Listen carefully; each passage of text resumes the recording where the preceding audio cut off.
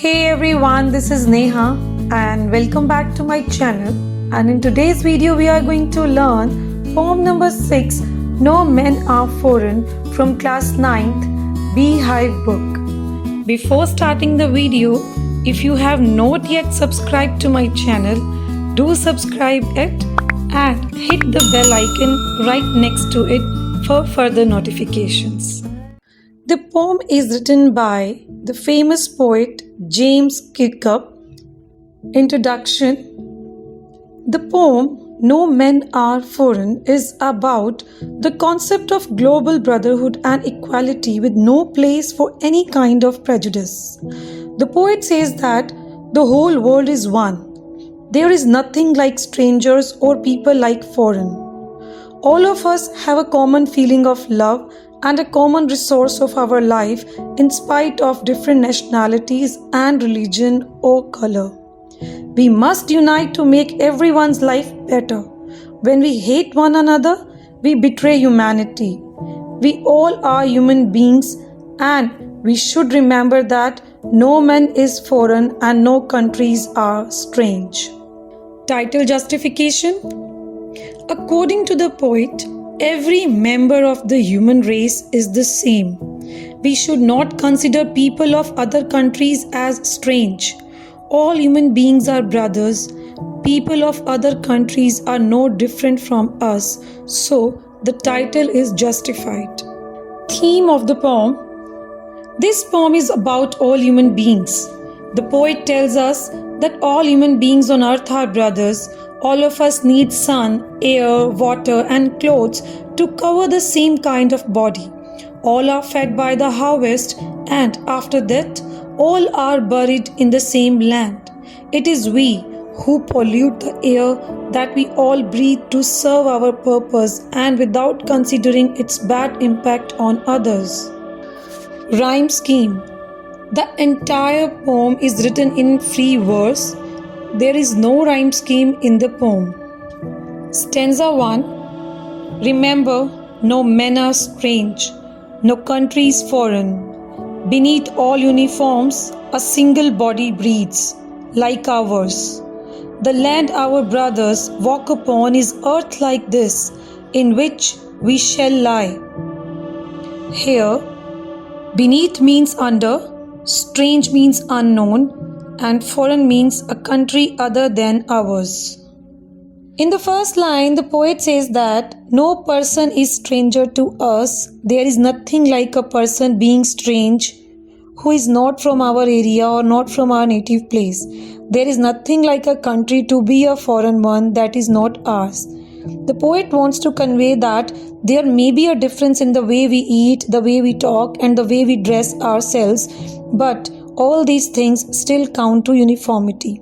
In the second line, the poet says that beneath all uniforms a single body breathes, means inside the uniforms worn by soldiers of different countries, the human being is the same. God has made all of us in a similar way. Like ours, so we all are similar. All breathe in the same way. Then he says that all the soldiers are our brothers. We all walk upon the same Mother Earth, and upon our death, we all shall lie in the grave in the same earth. Literary devices in stanza 1. Alliteration. The repetition of a consonant sound in two or more closely placed words is called alliteration. Here the sound B is repeated in body, breathes. Then, metaphor is also there, beneath all uniforms. Uniform refers to the military of different countries. Stanza 2. They too, aware of sun and air and water, are fed by peaceful harvests, by war's long winter starved. Their hands are ours, and in their lines we read a labor not different from our own. Glossary. Here, aware of means knowledge of something, harvest means the produce from the fields, and starved. Starved is the shortened form of starved, that means died due to hunger. Here in this stanza, they refers to those people who belong to other countries, to whom we call foreigners and discriminate with them and we fight with them. So the poet says that they also use the sun, air, and water as we do. They are also aware of them, and there is no difference in the way we use them. So the poet asserts that there is no foreigner among us. They get the crops and their eatables from the fields as we do. They like peace as we do, and during the war, even they have to face hardships. He adds that the way we starve during wars and winter time is the same for those belonging to other countries. Even they don't get food at that time. So he wants to say that foreigners who belong to another country and we both are same. Poet says that even their hands are same as ours. They work very hard just like we do. And he is giving all these examples to convey to the readers that there is no difference in us and the people belonging to another country.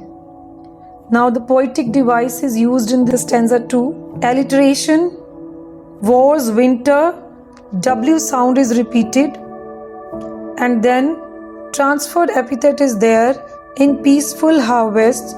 In the phrase peaceful harvest, it is not the harvests themselves that are peaceful, but peaceful social and political conditions that prevent a shortage of crops and make harvest possible. Then there is metaphor also. When poet compares war with winter, since reduced resources are available at both the sides. Stanza 3. Remember, they have eyes like ours that wake or sleep, and strength that can be won by love. In every land is common life that all can recognize and understand. Here, wake means to get up, and recognize means to identify. In this stanza, the poet says that how can someone be a stranger or a country be foreign with so much of similarity? He says that we should keep in our mind that the people of another country whom we think to be our enemies have been bestowed by God with similar appearance like us. God has given them eyes like ours, which open when awake and close when we are asleep. Similarly, He has given them strength, which we can win through love. Then he says that in every country, in every land, there is one common thing, and that is life. Life means all the things that are living. And if we can recognize them, and if we can understand their feelings and realize that they are like us, then there will be no fights or wars between us. Literary devices in stanza 3. Here is enjambment, running lines of poetry from one line to the next without the use of punctuation marks or like to indicate a stop. So in line 1, 2 and 3 there is enjambment that you can see. Stanza 4. Let us remember whenever we are told to hate our brothers, it is ourselves that we shall dispossess, betray, condemn. Remember, we who take arms against each other. Here, dispossess means to deprive, and betray means to cheat. Here, the poet says that we should remember that whenever someone tells us to hate a person from another country or to think him as our enemy, and whenever we think someone to be our enemy, then we deprive ourselves, we cheat ourselves, and we condemn ourselves. He says that we should stay away from such negativity. We should not consider anyone to be our enemy.